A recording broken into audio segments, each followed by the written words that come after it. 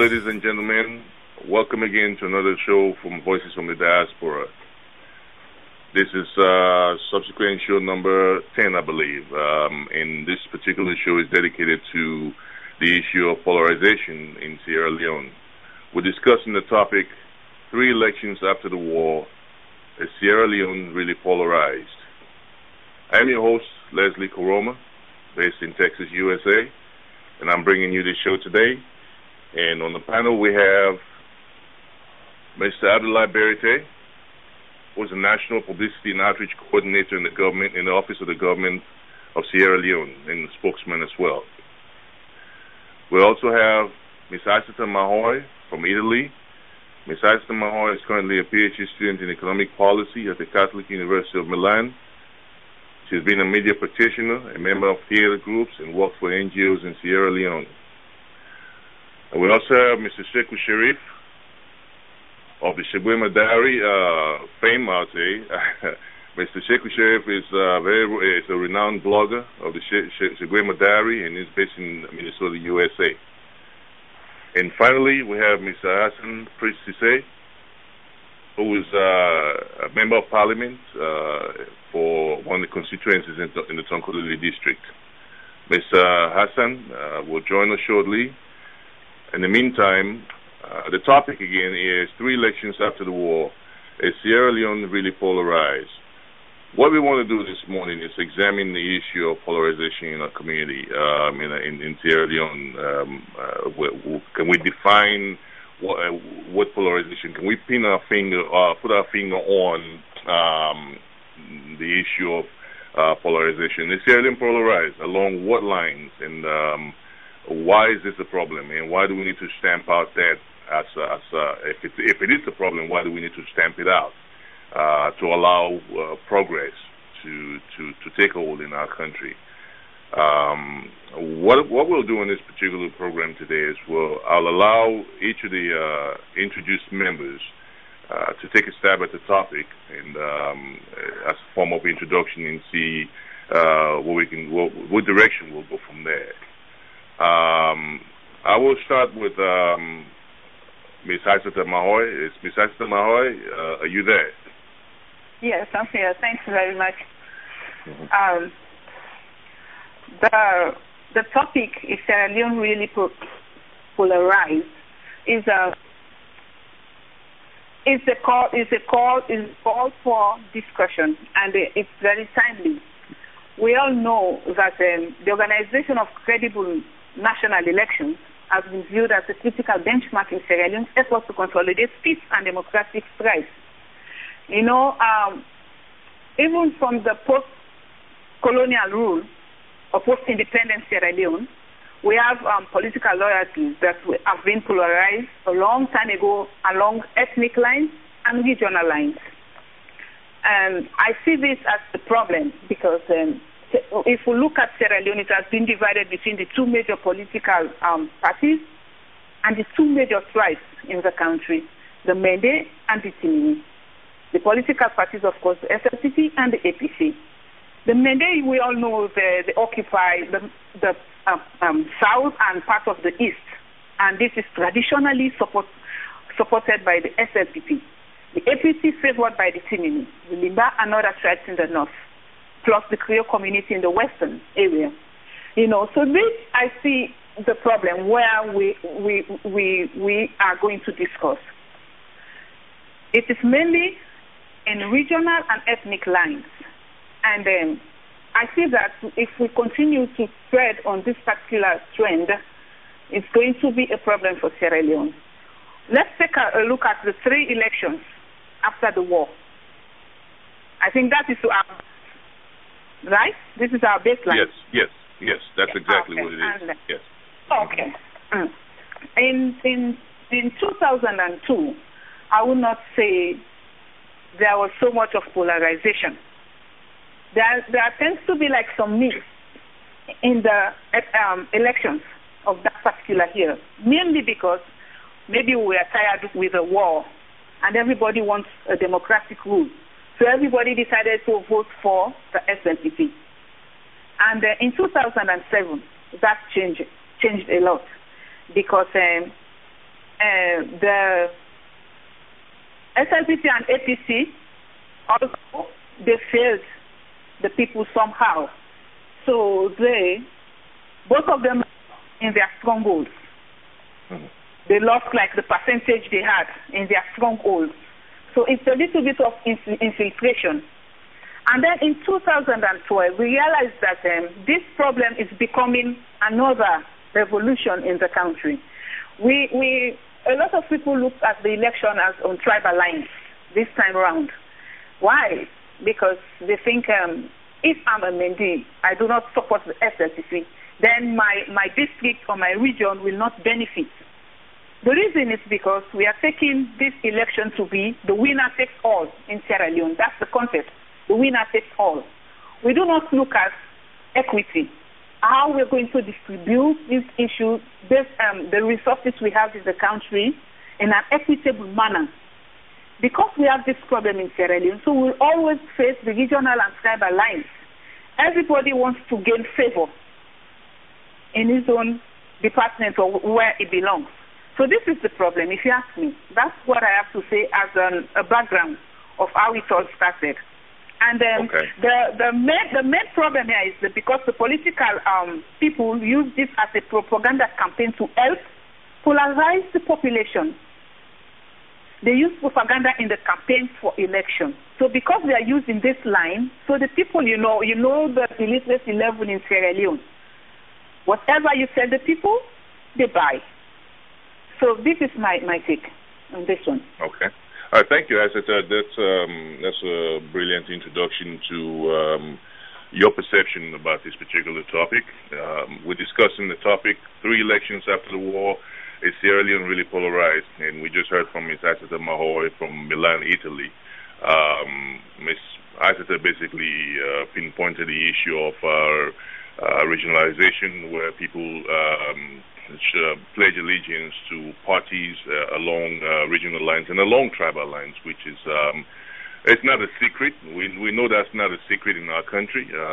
Anybody that would kind of refuse that particular premise, I guess, it's got their head buried in the sand and not facing up to reality.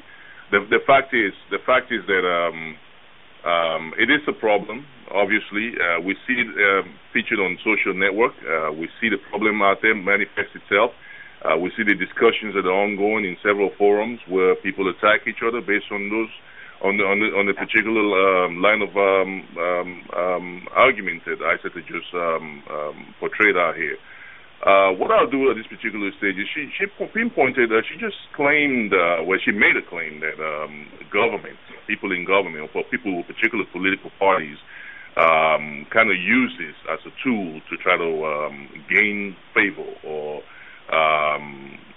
kind of get people to pledge allegiance to their parties and to get them into office. We do have a government spokesperson on the line, and Mr. Abdullah Berete, like I introduced him, is a National Publicity and Outreach Coordinator in the Office of the Government, and as a government spokesman as well. And obviously he's with the APC party, and I would like for Mr. Berete to first of all introduce his own perception about what this particular topic is to him, and kind of partially address Ms. Asata Mahoy's assertion about what she just said. Mr. Berete. Thank you very much, Mr. Moderator, for giving me the opportunity to be part of this very important discussion, particularly so when it also happens on what I'll refer to as good governance and best practice in our country, Sierra Leone. The previous speaker, Ms. Asata Mahoy, made very serious observations concerning the polarization of the state and how that can also hinge on the development of our country.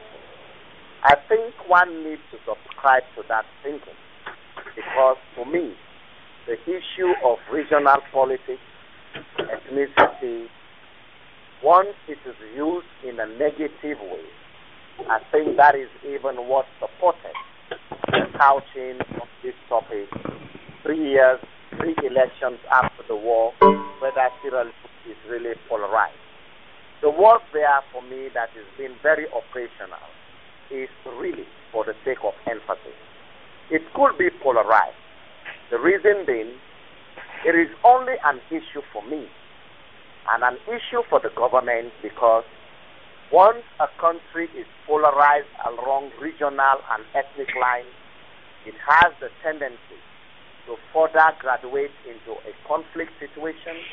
And we all know the challenges of post-conflict countries, whereby the resources that will have been used into social service delivery will have to be used as a way of managing the conflict, as evidenced in our country.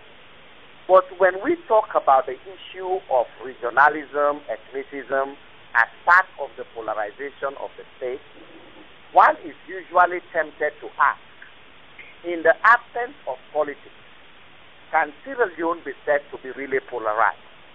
Because if you go to places like Bo, which is a city for the southern province, the provincial headquarters town, you go to the markets there, you speak Timni, a language that is very predominant in the northern part of our country. The traders there, they live peacefully with the indigenes there who are the Mende. But they've never had any rancor or been at each other's throat. Not until us, sometimes the educated class or the so-called elite will go and instill fear in the minds of the people during electioneering period. That is when they will try to re-acculturize the people to say, you are Mende, you are Timni. If you see either of these tribes to lord it over you, then you will be marginalized. The same thing when it comes to regional politics. They attempted it during the conflict that broke out in our country on March 23, 1991, when Fode Sanko, a northerner, was first blamed for unleashing such devastating conflict in our country. But when you look at the composition of the Revolutionary United Front, almost every region and tribe is being represented there. Efforts were made by some egocentric academics to label the war as a northern war waged. But the fact is, the APC then was predominantly northern-based. So then how can Fode Sanko, a northerner, also wage war against the northerner? So again, attempts were made to polarize that conflict to mean it was only that Fode Sanko was used by proteges of the SLPP to overthrow the APC. But that again didn't hold water. Not until when we went into real academic empirical research to find out that indeed the war was a result of bad governance, a result of states that are being polarized and politicized. So the same thing could be said here. During the last election, for instance, if I may be very correct, you can see that when President Nkrumah came to power in 2007, his agenda for change cut across regions and tribes. For instance, go in the southern province, when it comes to the Bo City Council, they receive the highest funding, running into billions of leones for their own development program. Again, what happened? Cynics came to interpret that to mean it was a way of wooing the Bo people to vote APC so that they can continue to retain power. The same thing when President Nkrumah went to Kailaung, he was able to give them pipe-borne water in 30 years. At the same time, constructed roads there to the extent that the paramount chief of Kailaung, Mohamed Benya IV, said, if ever they were going to vote in the APC and President Nkrumah in 2012, was because of the development he has brought to Kailaung. So for me, I am at a loss to piece the puzzle, whether the people that voted President Nkrumah in Kailaung, Kenema, Obali, Utloko, did that because he's from the north, or because of the increasing belief that he has brought development particularly in the free health care that cuts across the country. So that at the end of the day, in the absence of